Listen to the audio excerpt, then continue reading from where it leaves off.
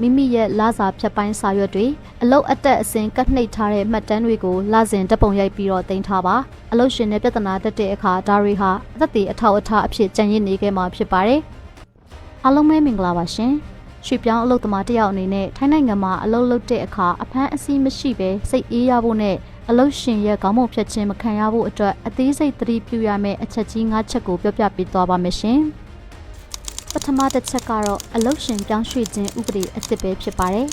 အရင်ကအလုပ်ထွက်ပြီးတဲ့အခါအလုပ်ရှင်အသစ်ရှာဖို့ရက်ပေါင်း30ပဲရတက်ပေမဲ့လက်ရှိဥပဒေအရအလုပ်သမားတွေဒုက္ခမရောက်စေဖို့အခုပြောပြသွားမယ့်အချက်တွေကိုလိုက်နာရပါမယ်အလုပ်ရှင်ဟောင်းကတင့်ကိုအလုပ်ထုတ်ပယ်လိုက်ရင်ဖြစ်စေလုပ်ငန်းပိတ်သိမ်းသွားရင်ဖြစ်စေအလုပ်ရှင်အသစ်ရှာဖွေဖို့အလုပ်သမားရုံးမှာအမည်စရင်းတင်သွင်းဖို့ရက်ပေါင်း60အထိအချိန်ရပါတယ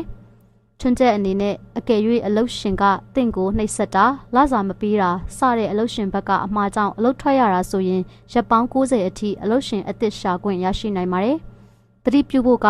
လုပ်ထွက်ပြီးတာနဲ့သတ်မှတ်ရက်အတွင်းအလုပ်သမားရုံးကြဟာငမှာအလုပ်ရှင်အသစ်နာမည်နဲ့အလုပ်လုပ်ကင်ခွင့် work permit ကိုမဖြစ်မနေအမြန်ဆုံးတွားရောက်အကြောင်းကြားရပါမယ်။နံပါတ်2အချက်ကတော့လစာအချိန်ပိုတွက်ချက်ပုံနဲ့အာမခံချက်တွေပဲဖြစ်ပါတယ်။အလုပ်ရှင်တွေကလစာပေးတဲ့အခါမှာဥပဒေအတိုင်းပေးမပေးကိုမိမိကိုယ်တိုင်တွက်ချက်တက်ဖို့လိုအပ်ပါတယ်။တရက်တာအနည်းဆုံးလောက်ခမှာလက်ရှိ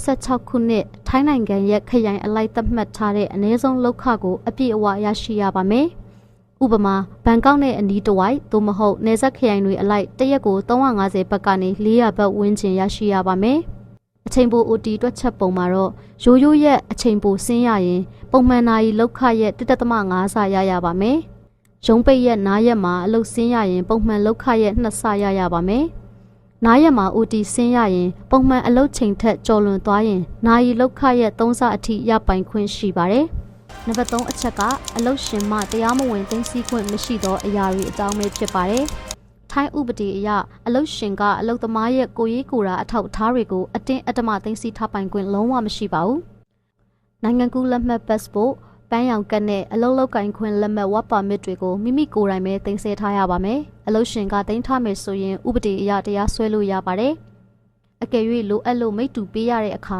မိတ္တူပေါ်မှာစာကြောင်းအပြနဲ့အလုပ်သမားကိစ္စအတွက်သာလို့ရေးထိုးပြီးမှပေးသင့်ပါတယ်။နံပါတ်4အချက်ကတော့လူမှုဖူလုံရေးရဲ့ထူးခြားတဲ့ခန်းစားခွင့်တွေအကြောင်းပဲဖြစ်ပါတယ်။လူမှုဖူလုံရေးကြီးလစာရဲ့9%ကိုလစဉ်ဖြတ်တောက်ခံရတယ်ဆိုရင်အခုပြောပြမယ့်အခွင့်အရေးတွေကိုတောင်းဆိုနိုင်ပါတယ်။နံပါတ်1မိဖွားစရိတ်နံပါတ်2ကလေးထောက်ပံ့ကြေးနံပါတ်3အလုပ်လက်မဲ့ထောက်ပံ့ကြေးတို့ဖြစ်ပါတယ်။မိဖွားစရိတ်မှာဆိုရင်အမျိုးသမီးအလုပ်သမားတွေဟာကလေးမွေးဖွားပါကတစ်ကြိမ်ကိုမိဖွားစရိတ်ဘတ်1000ခွဲတိတိကူညီကြေးရရှိမဲ့အပြင်အမျိုးသမီးဖြစ်ပါကမိဖွားခွင့်68ရက်အတွင်းရက်ပေါင်း45ရက်စာအတွက်လစာ90%ကိုလူမှုဖူလုံရေးကထပ်မံထုတ်ပေးရပါမယ်။ကလေးထောက်ပံ့ကြေးမှာတော့မိမိဟာအသက်6နှစ်အောက်ကလေးရှိပါကတစ်လကိုကလေးတစ်ယောက်အတွက်သတ်မှတ်ထားတဲ့ထောက်ပံ့ကြေးငွေကိုလစဉ်ဘဏ်အကောင့်ထဲကိုထည့်သွင်းရပါမယ်။အလုပ်လက်မဲ့ထောက်ပံ့ကြေးမှာတော့အလုပ်ရှင်ကအလုပ်ထုတ်လိုက်တဲ့အခါသို့မဟုတ်ကုမ္ပဏီပိတ်သိမ်းသွားတဲ့အခါမှာအလုပ်အသစ်မရခင်စက်ကြားမှာလူမှုဖူလုံရေးရုံးကနေလစာရဲ့ရာခိုင်နှုန်းအချို့ကိုလအနည်းငယ်ကြာအောင်ထောက်ပံ့ပေးပါတယ်။နံပါတ်5အချက်ကတော့လုပ်ငန်းခွင်ထိခိုက်မှုနဲ့စိတ်ကူတာခြင်းပဲဖြစ်ပါတယ်။အလုပ်လုပ်နေရင်းနဲ့ထိခိုက်ဒဏ်ရာရတဲ့အခါမှာလူမှုဖူလုံရေးကပ်မလို့ပဲလုပ်ငန်းခွင်ထိခိုက်မှုရန်ပုံငွေကိုအလုပ်ရှင်ကတင်ပြပေးရမှာဖြစ်ပါတယ်။အလုပ်ကြောင့်လက်ချောင်းပြတ်သွားတာမတန်ဆွမ်းဖြစ်သွားတာမျိုးကြုံရတဲ့အခါကုသစရိတ်အပြင်လစဉ်နစ်နာကြေးပြင်ဆင်သဘောမျိုးကိုသတ်မှတ်ထားတဲ့နှစ်အလိုက်ရရှိပိုင်ခွင့်ရှိပါတယ်။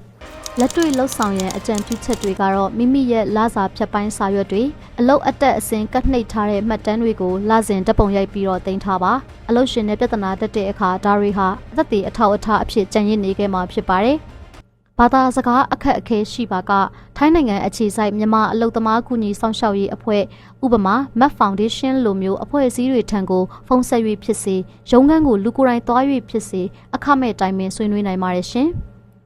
ကျေးဇူးတင်ပါတယ်ရှင်မိမိတို့ရဲ့တငယ်ချင်းမိတ်ဆွေများလည်းသိရှိပြီးသတိထားနိုင်အောင်ဒီအကြောင်းအရာကိုအမြန်ဆုံးမျှဝေပေးလိုက်ကြပါအောင်နော်ထိုင်းနိုင်ငံရောက်ရွှေ့ပြောင်းလုပ်သားတွေနဲ့မိဘပြည်သူများသတိထားဆင်ခြင်နိုင်မှုအတွက်အသိပညာပေးဗီဒီယိုတွေကို Map Radio ရဲ့ Facebook, YouTube Channel နဲ့ TikTok Channel တို့မှာတင်ဆက်ပေးနေတာပဲဖြစ်ပါတယ်ရှင်။